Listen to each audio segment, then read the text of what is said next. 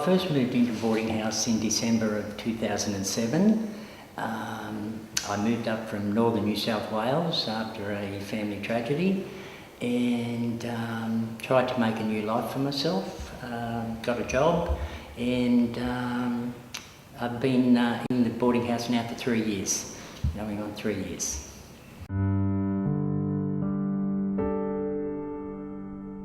Most days are good. I've met some really interesting people. Part of the establishment is used as a backpackers, and so you get a variety of people coming and going from different countries. Sometimes it gets a bit lonely, but basically it's quite good. It's well run, and there are a lot of really nice people living there, and I find it quite comfortable. I'm close to a lot of amenities, and I find I just find it quite relaxing.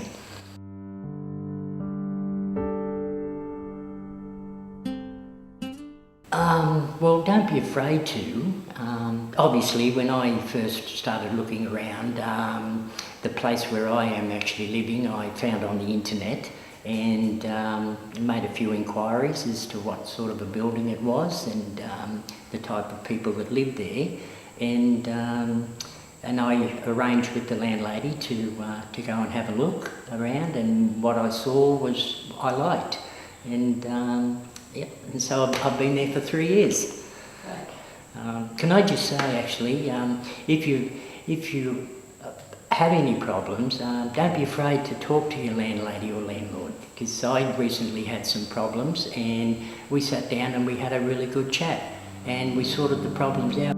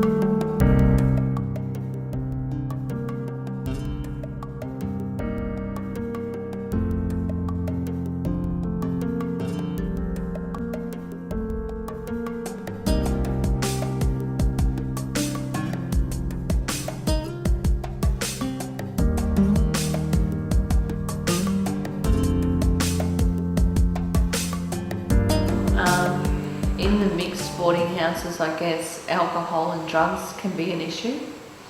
That can be pretty scary after hours if you don't have an on-site manager. If there's an on-site manager, I guess there's more safety. And with the curfews, that controls the amount of people that are coming into the complex as well.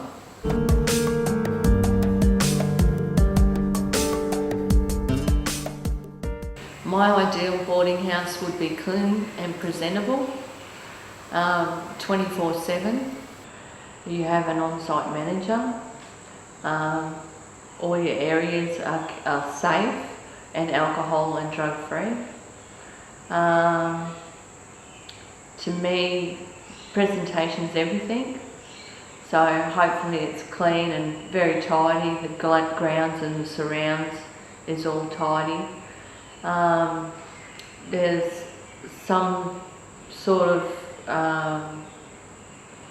so you can't bring a whole lot of people onto the site, that those rules are in place for everybody, so that there's not a whole group of people coming through the gate to come into the complex all at one time, that it's controlled. Security for all the tenants that are there. Safety, easy access,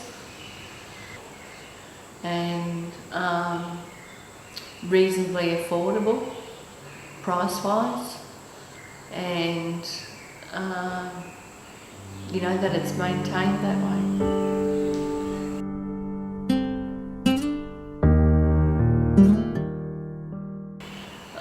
TAS has been a really good stepping stone for me to help me get back into boarding house situation and referred on to more housing. TAS helped me and supported me through 2006. I had some tenancy advice issues and I was grateful for their support, and I got myself into accommodation. So TAS, I was thankful for TAS's help and support. If I come across somebody needing help or accommodation, I'll give them a card from TAS, which will help them with their accommodation and support issues.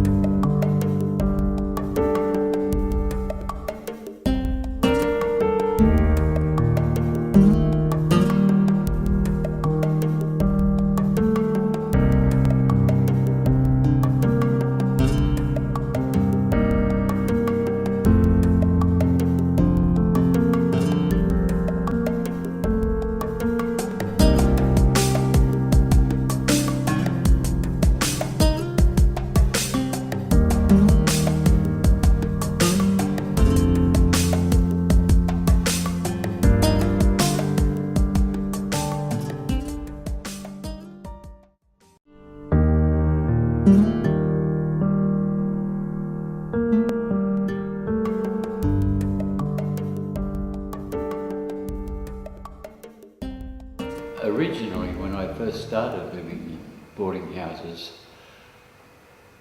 it was a convenience and used by me as a convenience. From then on, I had a tendency to be utilising the boarding houses. Unfortunately, there at one stage, the cost of living in boarding houses was higher than the costs that I could afford. And unfortunately, when this happened, I had to look around for other establishments. Since that particular time, I have moved on, and I've been lucky to move into boarding houses with people that I've become to know, and also who've helped me out immensely. And it's very, very convenient.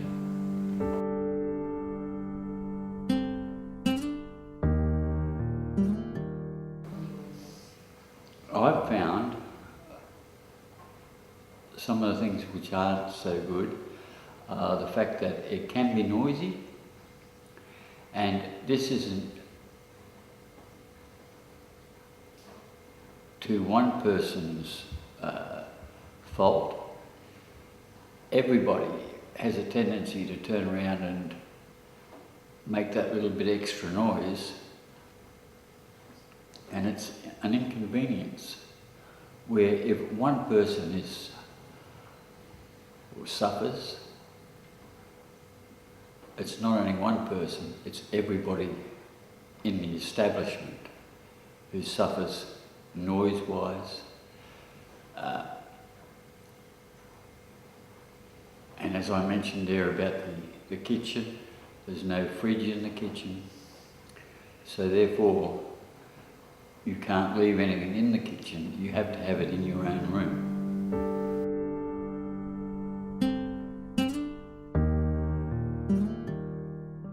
I found that 1 or 2 days cropped up where it was very, very good, which was a Sunday. And the reason I say Sunday is the fact that it was very, very quiet on a Sunday in a boarding house, whereas on a Saturday it was very, very noisy.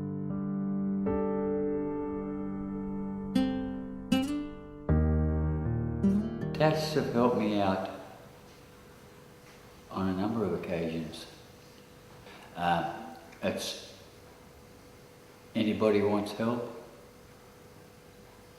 they go to a hospital or to see a doctor, but they can also come down here to the New Farm Community Centre and to TAS and say, can you do this for me?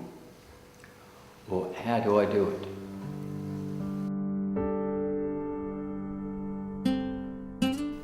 It has happened on one or two occasions there where been discrimination in regards to the tenant. You're allowed to do such and such a thing before such and such a time. And to me, this is a stoppage of basic rules. Whereas if a person has or is going to have a shower, they should be allowed to have that shower at 5 o'clock in the afternoon or 10 o'clock at night, simply because there is a shower in the establishment and it's not going to hurt anybody. It's like going to the bathroom or going to the kitchen. A person should not be harassed in regards to not being allowed to go to these particular rooms. Unfortunately, some of the owners or the managers, they make the rules up to suit themselves without asking the tenants of the place, and the tenants have got no say whatsoever.